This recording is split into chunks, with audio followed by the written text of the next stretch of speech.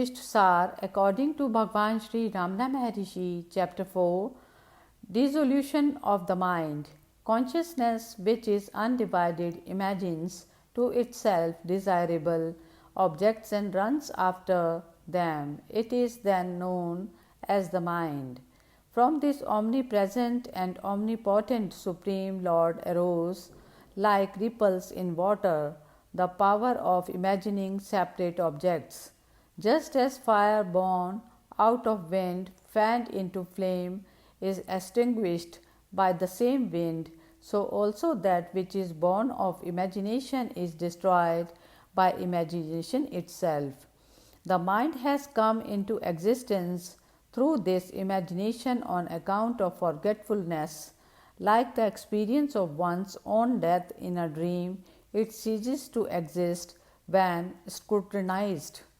The idea of self in what is not the self is due to incorrect understanding. The idea of reality in what's unreal, O Rama, know that to be the mind, Chittam. This is he, I am this, that is mine, such ideas constitutes the mind. It disappears when one ponders over these false ideas. It is the nature of the mind to accept certain things and to reject others. This is bondage, nothing else. The mind is the creator of the world. The mind is the individual Purusha. Only that which is done by the mind is regarded as done, not that which is done by the body. The arm with which one embraces the wife is the very arm with which one embraces the daughter. The mind is the cause of that is produces the objects of perception. The three worlds depend upon it. When it is dissolved, the world is also dissolved. It is to be cured, that is purified with effort. The mind is bound by the latent impressions, vasanas. When there are no impressions, it is free. Therefore, O Rama, bring about quickly through discrimination the state in which there are no impressions. Just as a streak of clouds stains, that is appears to stain the moon, or a blotch of ink, a lime plastered wall, so also the evil spirit of desire stains the inner man. O Rama, he who with interned mind overs all the three worlds, like dried grass as an oblation in the fire of knowledge, becomes free from the illusion of the mind.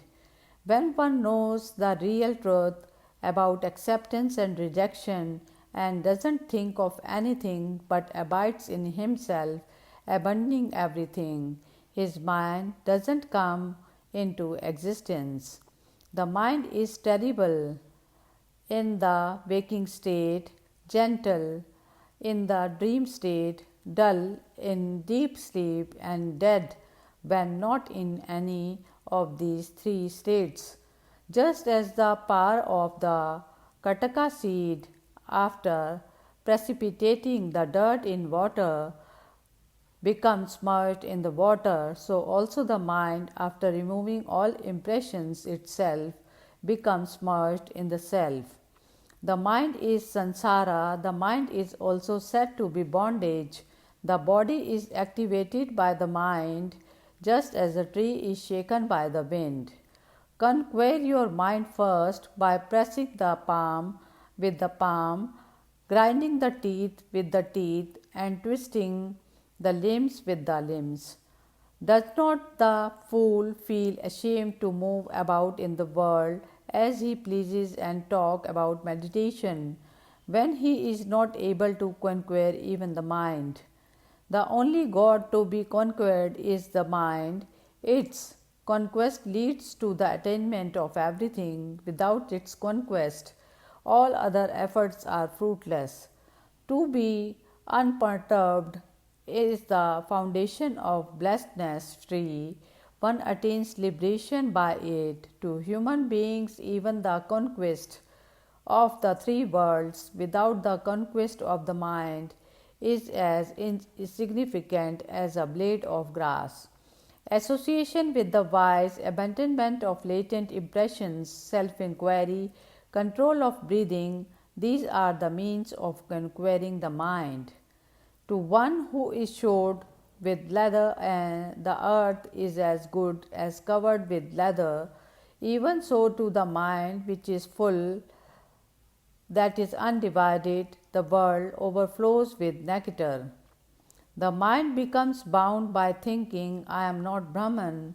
It becomes completely released by thinking, I am Brahman. When the mind is abandoned, that is, it dissolves, everything that is dual or single is dissolved. What remains after that is the Supreme Brahman, peaceful, eternal, and free from misery.